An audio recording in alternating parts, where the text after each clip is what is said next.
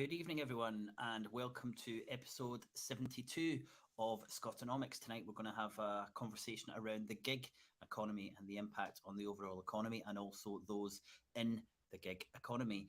First thing to do is for me to say hello to Kieran. It's nice to see you. How have you been? Good. Yes, we're very busy in the council. Lots of committees at the moment. So yeah, it's really busy. Yeah.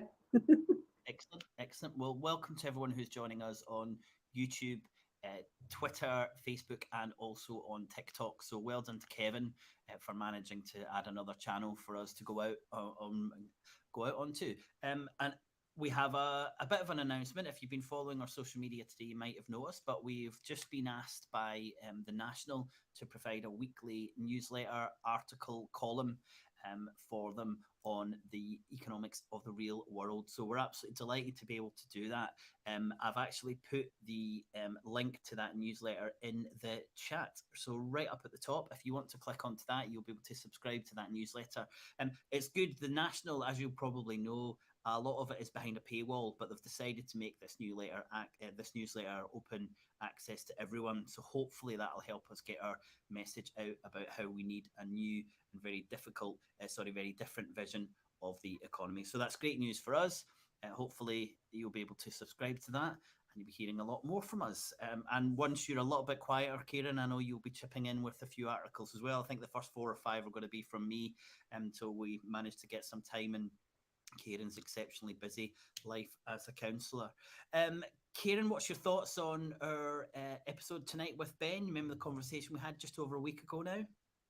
Yeah, so the listeners and the viewers will see that I do discuss with Ben that I have worked in the gig economy. So yeah, this is quite personal for me. I have quite a lot of thoughts about it, as you'll see in this interview. So yeah, I hope that's interesting. Yeah, it is a really good one. Before we head into that, I'll just remind the audience that we've got a book club. We decided to have this as our first book, and we're going to announce the date. It's an online book club in January. This is the economics, in June, not January, June, the economics of belonging. So if you can get yourself a copy of this, buying it, get it from the library, and you can join us to discuss it. It's a wonderful book, and I chose this because it's probably sits about halfway in our narrative. So there's a lot of things we agree with, a lot of things we would disagree with, and I thought it was a really nice book for us to start with, being right in the middle. So loads going on here at Scotonomics. This week, today, and over the next couple of days, there's a conference, a Beyond Growth conference, being held in the European Parliament, and it's amazing to see this content being discussed in the European Parliament at that level. Scotland was actually mentioned in quite positive terms by the co-president of the Club of Rome, and that was in the plenary, which is quite nice to hear. Unfortunately, she said that Scotland already has a well-being economy. So I think she's just maybe looking 15, 20 years into the future. She was referencing the We Go organisation where governments have been getting together and talking about the importance of a well-being economy. But we would certainly say that Scotland's a long way away from having a well-being economy, although we have a government who certainly like talking about it and hopefully are coming up with some policies to get us there. But it was nice to hear that mentioned in such a big European-wide platform.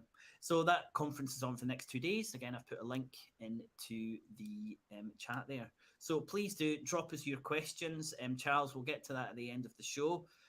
Kieran and I's views are very similar on free ports. I'm sure some of our audience will know our thoughts already, but really looking forward to having your comments and your questions on a wonderful episode tonight from Ben. Our conversation is about 40 minutes, and it will be back on to hear your thoughts at the end.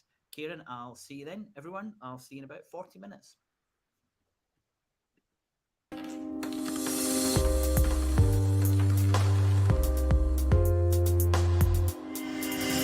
Hello, Ben Wrey. Welcome to Scotonomics. We want to know a little bit about you before we start talking to you about the gig economy.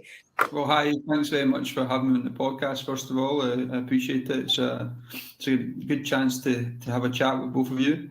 So my name's Ben Wrey. I am a journalist, and for years and years and years, which felt like about a century, I was writing about Scottish politics practically every day. I was editor of Common Space, which doesn't exist anymore. And before that, I was head of policy and research for the Commonweal think tank. And yeah, I published a book about Scottish independence last year called Scotland After Britain. In the last few years, let me think now, 3.5 years ago, I moved to the Basque Country in the north of Spain. And yeah, I've been living there for a few years. My partner's Basque. But I'm still trying to keep a close eye on all sorts of strange developments in Scottish politics. Yes, of which there are many.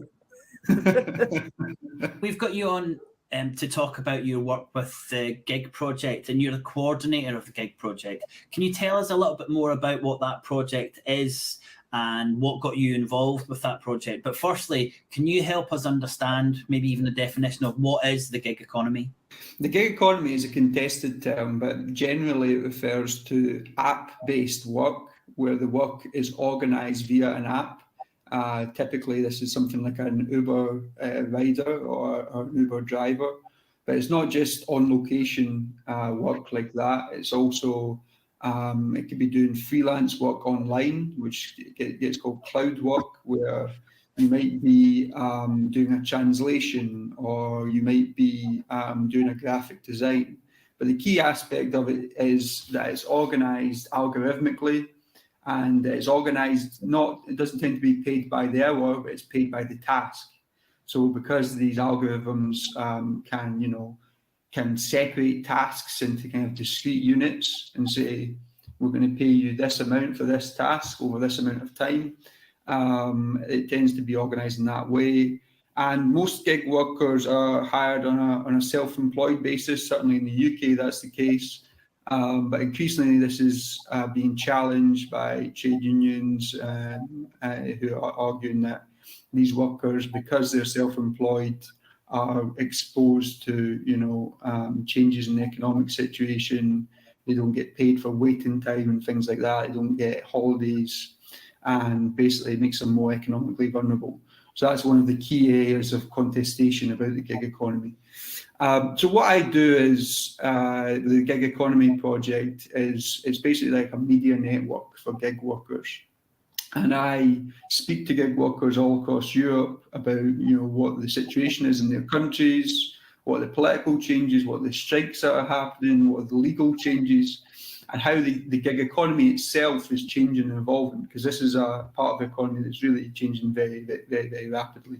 And we publish a weekly newsletter that goes out to about 900 people, workers, academics, trade unionists, which updates people on all the developments that are going on. And obviously we come from a perspective that's sort of pro-trade union rights, that seeks to transform the gig economy so that these are better jobs for workers to be doing. What made you want to get involved in that? Well, I should have said, actually, I forgot to mention, is the Gig Economy Project is hosted on the Brave New Europe website, which is a sort of left-wing media website that looks at European politics and European economy.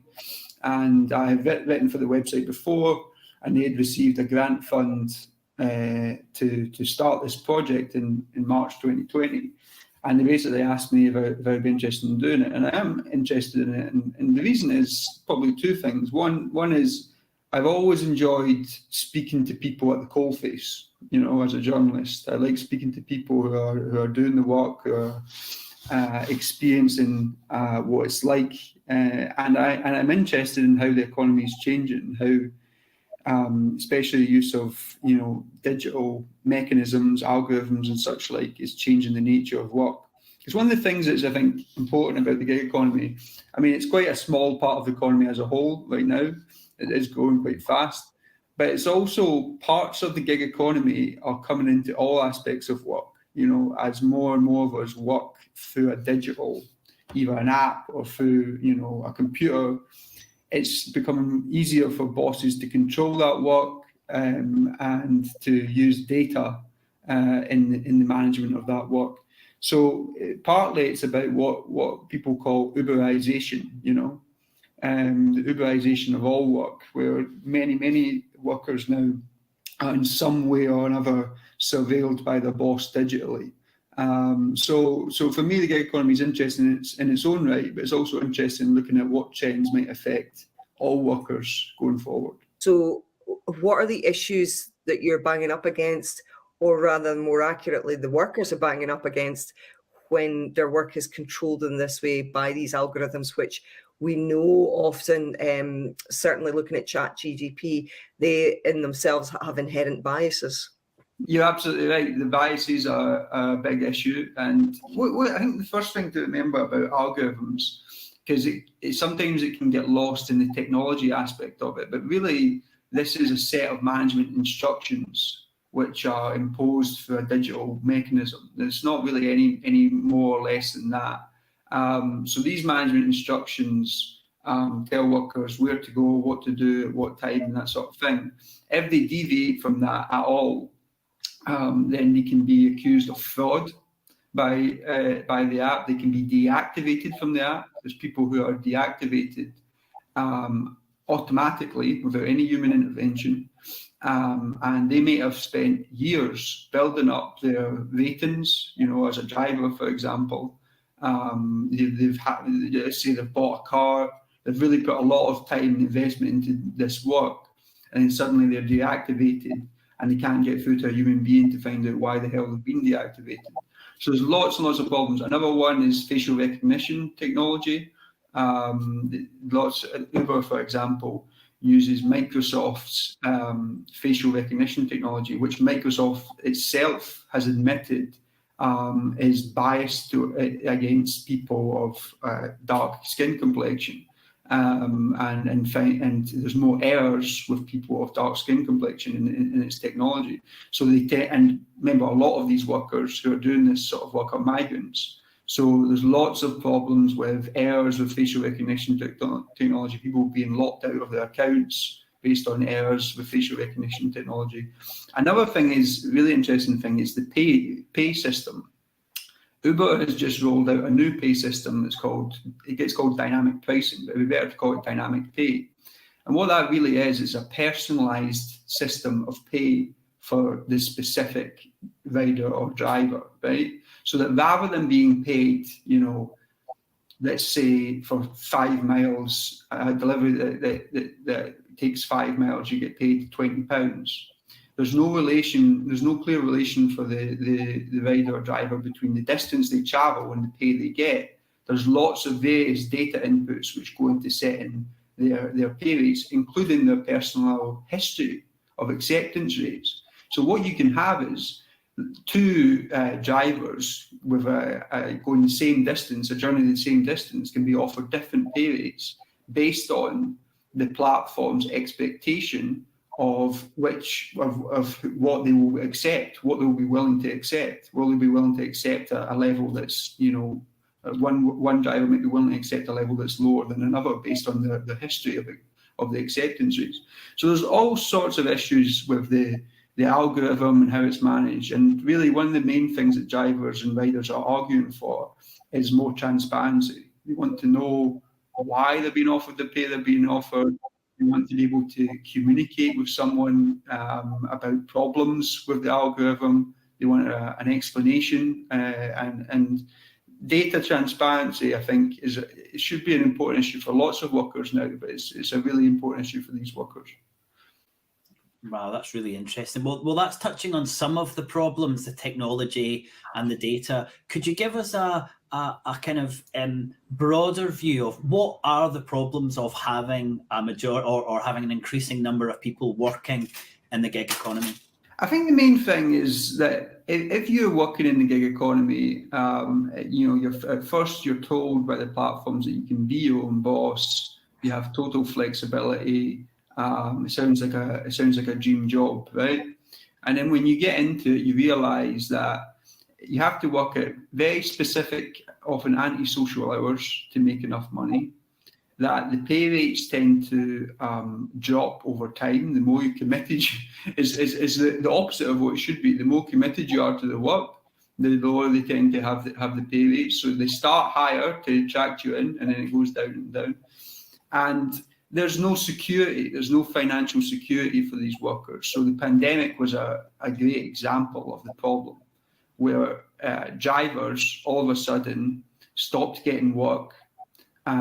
They've put an investment, because they have to pay for the car, they have to pay for the fuel, they have to pay all the stuff themselves. They get no sick pay. So suddenly they don't have work.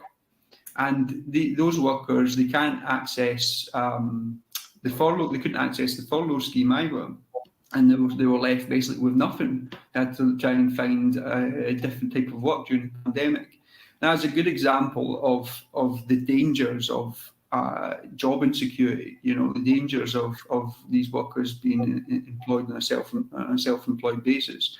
I think that's probably for the workers as the most important thing is their pay. And the fact that the pay rates tend to be very low. There's been analysis of Deliveroo's average rate per hour. It's difficult to assess per hour, but there's been a kind of assessment done on that basis, and it was well below the minimum wage. So the pay is probably the big issue for riders and drivers, and security, job security is another major issue, because it can be going well for a while, but then suddenly you hit a problem. Or let's say you have an accident, if you're a rider. Do you have any accident insurance? You have to get that yourself. Mm-hmm. The platform doesn't provide that for you. So that's another issue. A pension. These workers don't tend to have anyone paying into a pension pot. So the platforms are saving money on all of these additional costs that most of us who are employed would take for granted. And it's the workers that are bearing those costs. But it's increasing, as you said, the number of people in the gig economy is increasing. So logically, there must be someone who's getting benefit from this. And if the workers aren't getting as much benefit as they should, then it would either be the economy as a whole, or corporations and companies within the economy. So can you spread some light on that for us? Yeah, I mean, the gig economy is growing. Food delivery especially grew rapidly during the pandemic, and it's a fairly big industry at this point. So the platforms are expanding, and whenever there's an economic development like this, it attracts workers and people. There's a section of one of the things to understand about how it relates to the wider labour market is there's a section of the European workforce which is underemployed. They're not necessarily unemployed, but they're underemployed. They might be in part-time work.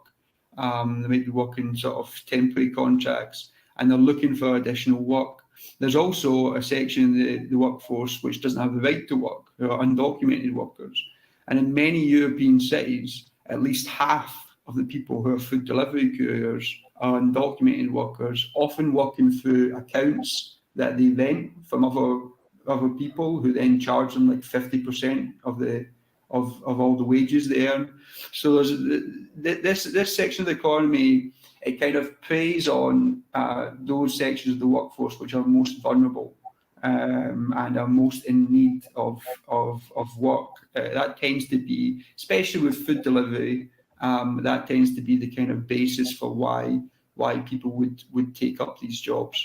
It would be the case that if these workers were paid by the hour and therefore paid for waiting time.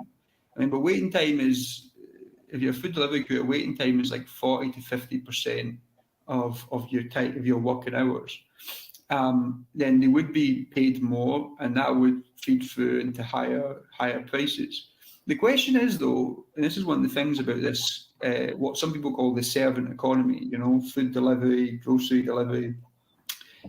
Are people willing to pay if you charge a higher price? Or does this business model only work if you're offering very cheap rates for people to deliver you restaurant food or your groceries to your house? So there's a question mark over whether this business model really works if people were actually employed, and I think that's one of the reasons why the platforms fight tooth and nail against having to employ the workers, because it would probably have a big effect on the business model. When you're talking about GDP, that has to be recognised through tax returns. So I would imagine a lot of these workers are not doing tax returns.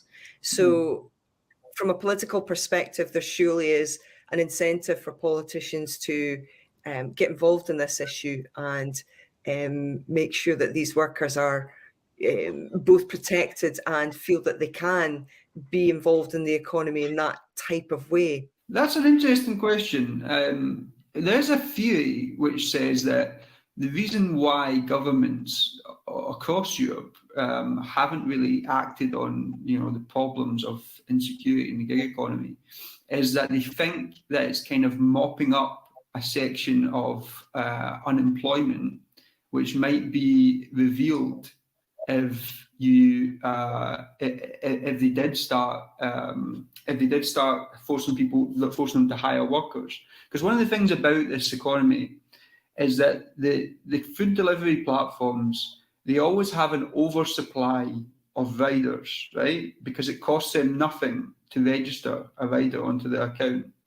So if you have an oversupply of riders, let's say in Aberdeen, right, and you're delivering food around the city, it's much easier to deliver it fast if you've got lots of riders milling around looking for work.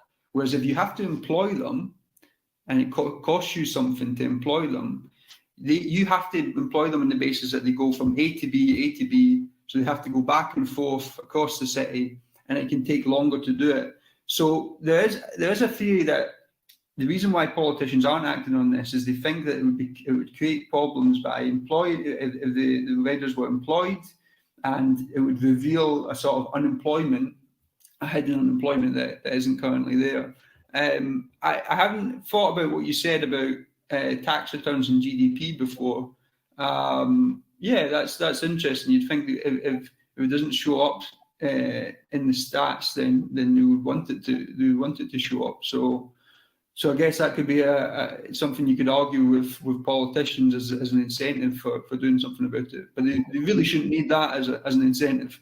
No. So what have regulators regulators and riders been doing in Europe over the last 18 months? Is there any kind of progress towards some form of deeper and more secure regulation for workers who are on these platforms?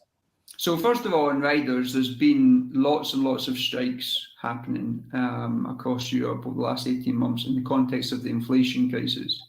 I speak to riders and drivers all the time who tell me they're really, really struggling now with the increased costs, and there's an also downward pressure from the platforms because their situation has changed in this economic context as well.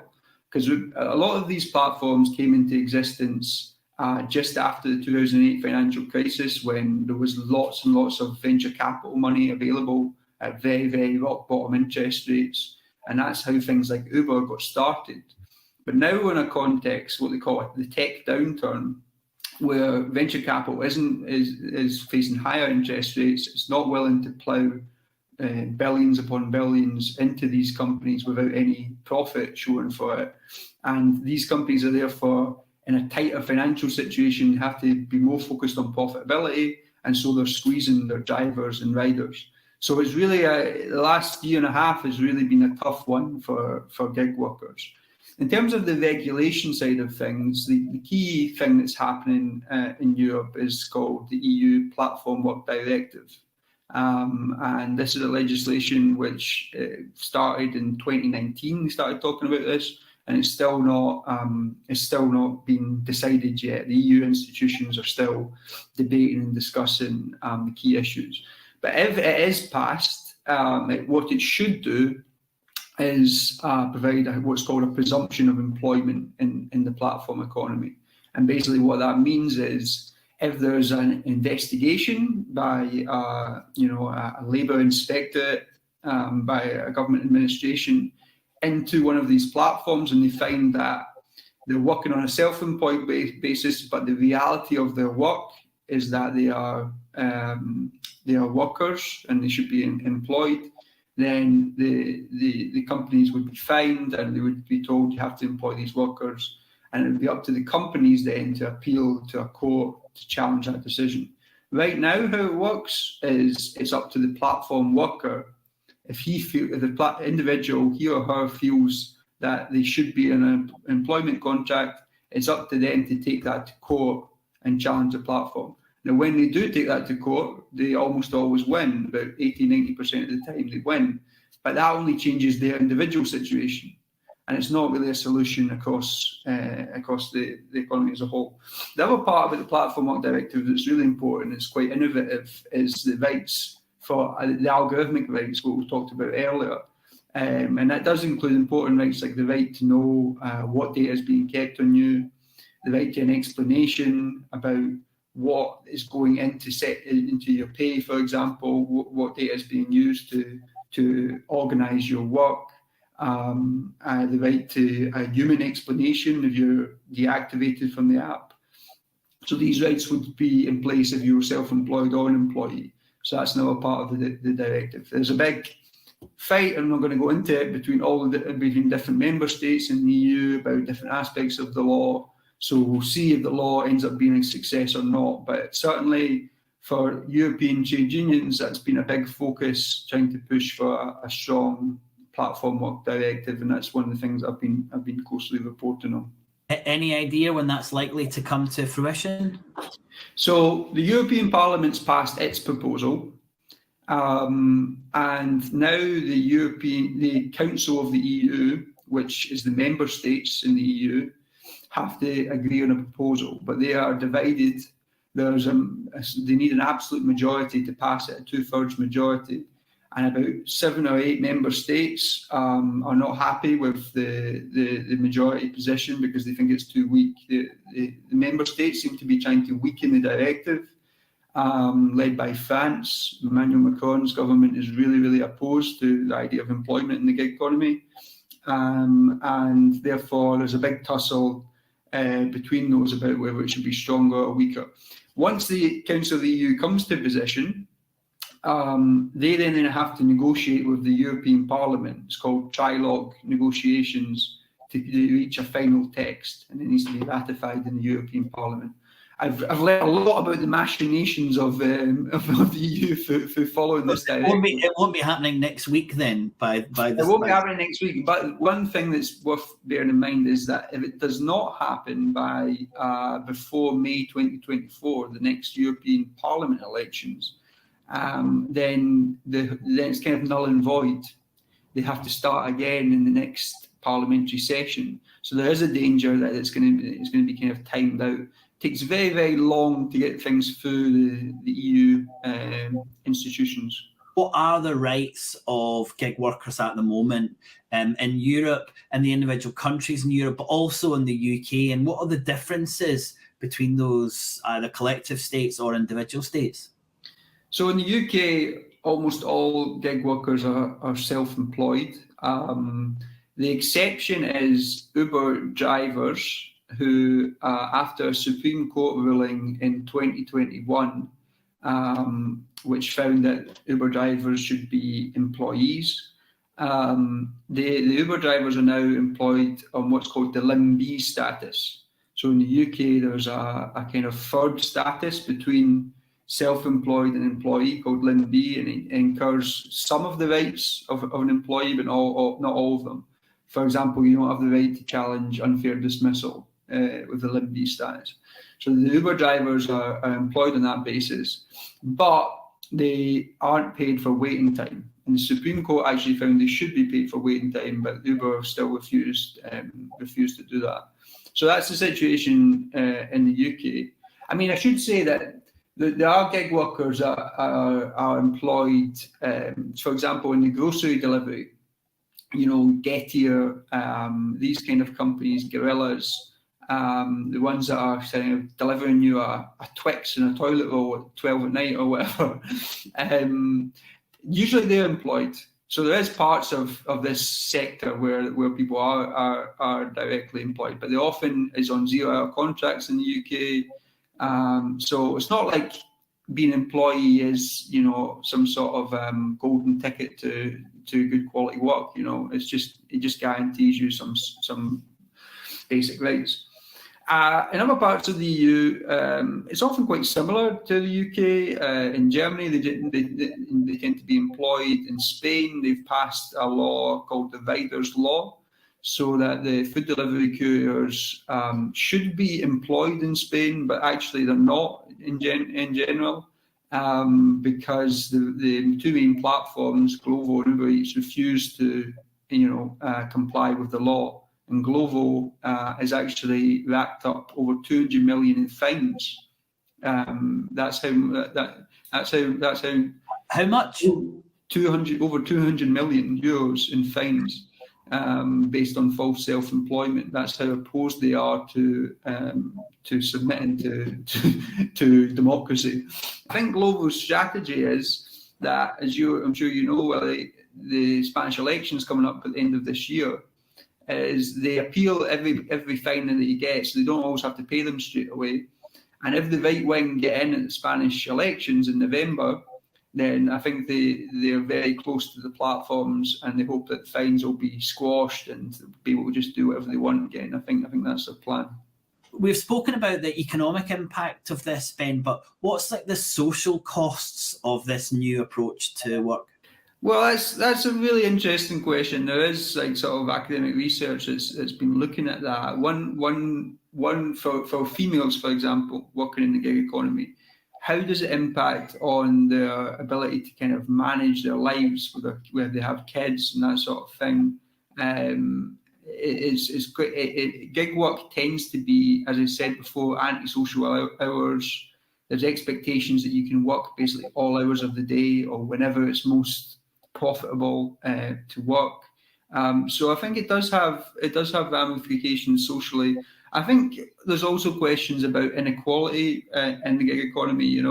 I personally, if people want to order food from gig platforms, I've not got any problem with that as such.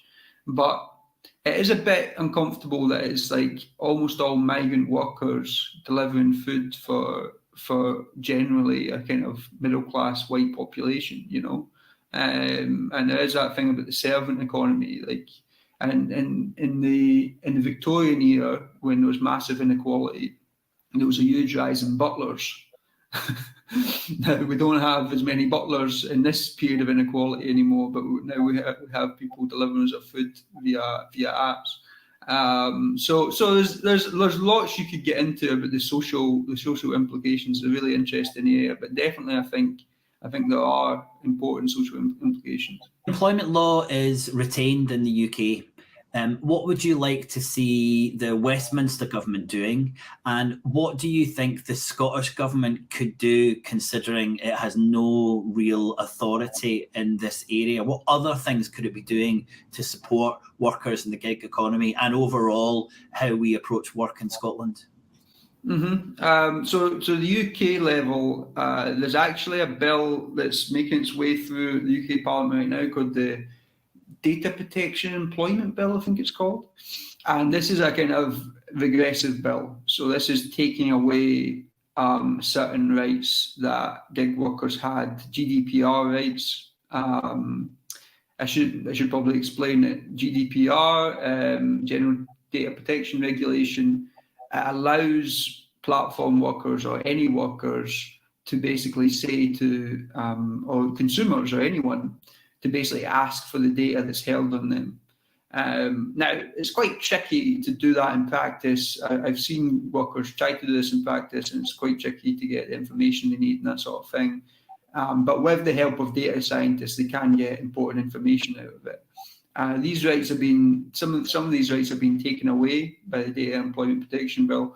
And as I understand it, I've not followed the bill that closely, but I think it makes it easier to fire gig workers as well and things like that. So I know that it's a bill that's going to be taking things backwards, and that's probably no surprise to any of us. In terms of what they should be doing, is something closer to the Platform Work Directive, but a strong version of it. And of course, they have the full powers to do that in the UK. But don't expect that anytime soon. In terms of the Scottish government, it's a good question. What should they be doing? I think one of the things that is really needed, and it's not just the gig economy, but in any sector where workers are precarious, is there needs to be made easy for trade unions to access these workers, to organise amongst these workers, and anything that the Scottish Government can support trade unionism in the gig economy would be useful. I know that there's some funding, I think, from the Scottish Government for trade union activity, but maybe something like a specific fund for this section of the economy. I don't know. Obviously, their powers are limited here. And I think the important thing is just drawing the attention to the issues that gig workers in Scotland are facing. I mean, it must be bloody difficult to be a food delivery crew in Scotland in winter, driving around icy streets, you know. It must be quite a tough job to be doing. Well, not just winter, Ben. Kieran had to cycle home in a snowstorm in the end of April, so it's almost all year round, isn't it? I've been in Spain too long, I think, thinking that the problem's just winter. One other thing I don't want to forget to mention is I've talked a lot here about food delivery couriers, drivers, but there's other types of gig work that don't get as much attention. They should get more attention. So, for example, domestic care work. That's a really growing section of the gig economy. It's predominantly female workers working in other people's homes, and they are rated by those people that they work for, and that creates a very dangerous power dynamic for those workers, and it means that it can be very difficult to challenge worker abuses, because of that type of work. Those workers are very underrepresented. And it's growing partly because of privatisation. You know, as public services recede, these platforms move into the space that they vacate. So things like that, cleaning, domestic care, are a section of the gig economy which doesn't get much attention, but really should, because it's quite important. I should mention at this point, I've done gig economy work before I was elected in May, and I would discuss that off camera and some of my experiences, not live. So, local authorities, have you seen any action in the Basque Country with local authorities? Their take on this? Have they taken any action on this?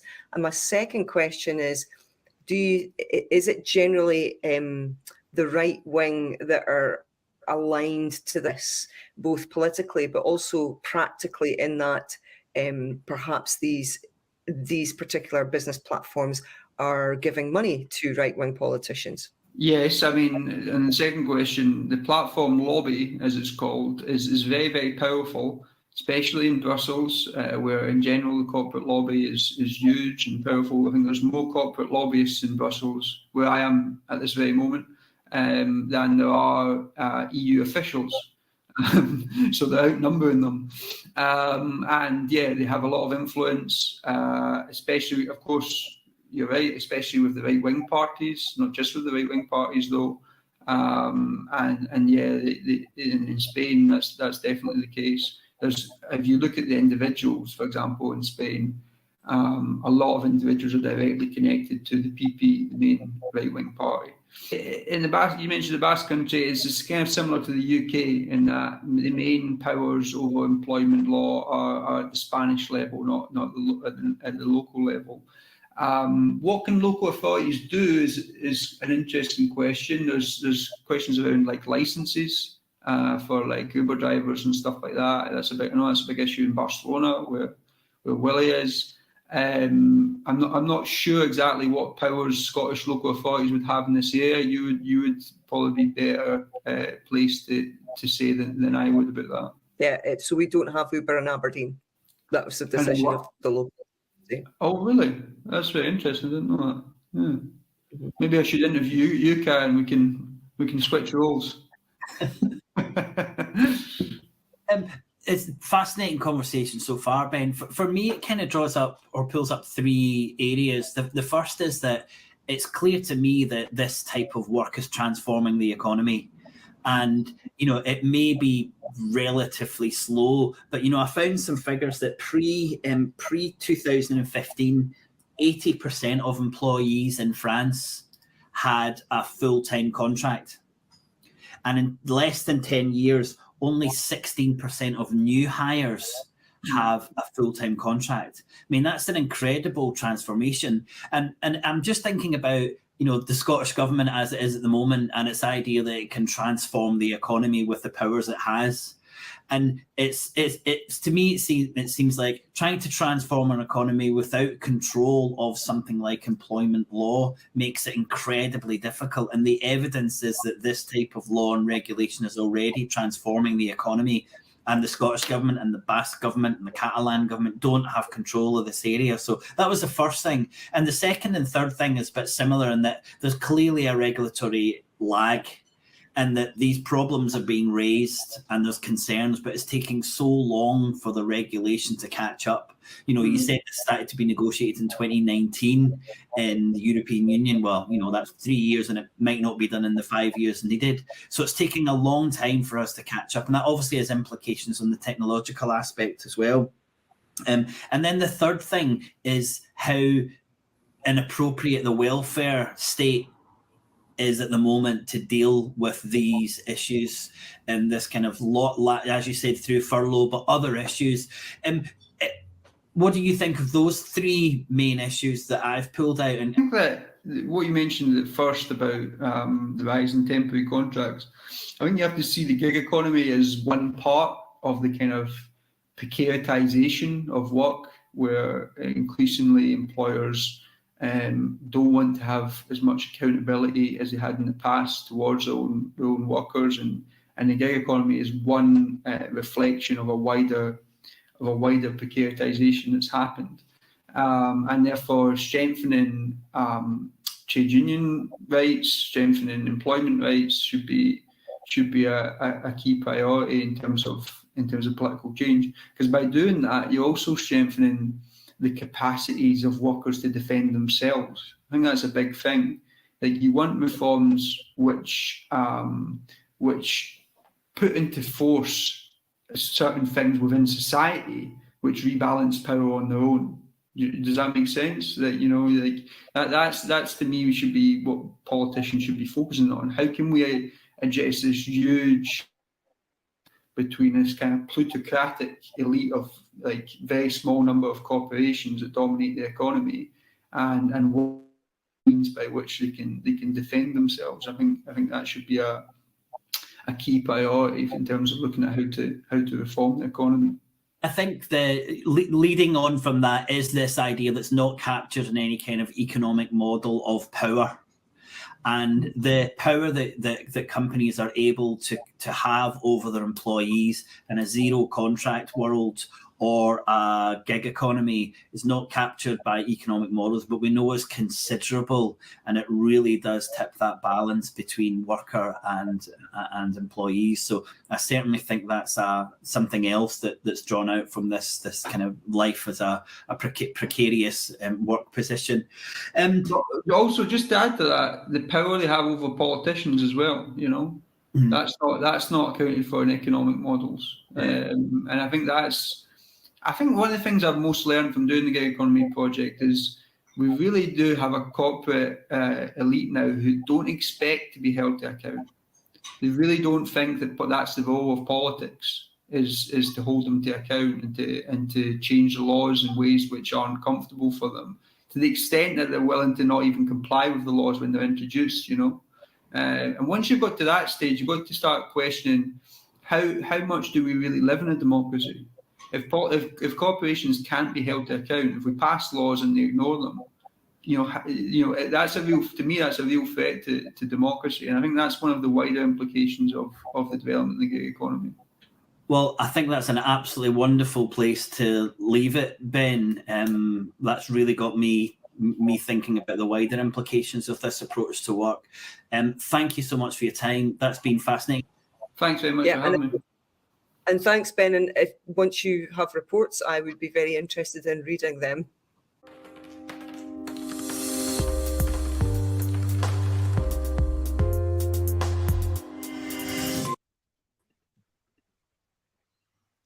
Well, I hope you all enjoyed that. I thought it was a fascinating interview. It was good to watch it back again. Kieran, any final thoughts before we head off? Oh, loads of final thoughts. So, yeah, interesting use of language there, the Uberization of the economy. I thought that was an interesting term as well. And the idea that these are jobs that are mopping up unemployment. I thought that was an interesting idea coming from Ben as well. Yeah, a lot there. I think there was we went into that gig economy in a little bit of detail, but it really drew out a lot of other issues that we've got as a society and the type of economy that we're creating. It's just so different from the type of economy that I went into when I worked, which was all full time employment. After 3 months, you'd done your stint, then you were basically a secure full time employee. It's just so different now. So yeah, really fascinating interview. Thanks so much everyone for joining us. We're not with you next week, but the following week we're back and we're doing an interview next week. We're not too sure if we're going to be able to put that one up a couple of weeks, but I did an interview today, which is fascinating. So we'll decide at the weekend which one we're going to put up for you for next week. But please do subscribe to our new newsletter with the National, and also to our newsletter as well, where you can find out information about all the shows and also the book club next month. So thanks to everyone for joining us. I'm going to just ask Charles the question about free ports. Kieran, do you want to get back to him? What's your views on free ports? Yeah, well, the Tax Justice Network are not very keen on them, and I kind of follow their thinking on this. So, yeah, it doesn't seem like a real positive to me. I think this is a really good example of a narrative that's been given, which is so clearly different from the narrative that's actually being played out. And this idea that they're going to help bring up certain areas across the country, and they're going to incentivize people to work a little bit harder. But basically, all it is about allowing corporations and big companies to pay as little tax as possible, and also to kind of ride roughshod over the local and the national regulation. So the narrative is efficiency and won't it be good if this works, but really it's just more of the same, the neoliberal process of capturing more of the money that's available for the already wealthy. So we're not fans, Charles. Thanks very much for that question. We'll see you all in a couple of weeks. Thanks for joining us on episode 72, and we'll see you soon. Bye for now. Bye-bye.